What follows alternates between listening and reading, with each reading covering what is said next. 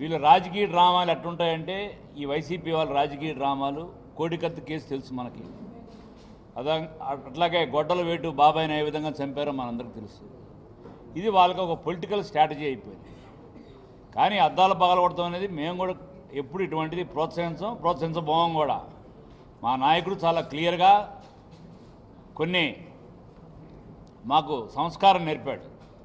అవి నేను పగలగొడతాను ఇంతవరకు ఎప్పుడు చరిత్రలో జరగల.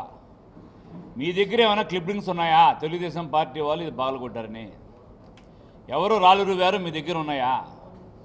అర్ధరాత్రి 12:30కు జరిగిందని చెప్తున్నారు. 12:30 గంటలు జరిగితే 2 ఈ 30 మంది పేర్లు మీకు ఎట్లా వచ్చినాయి? ఈ తెలుగు టైపింగ్ అర్ధరాత్రి పూట ఎవరు తయారు చేశారు?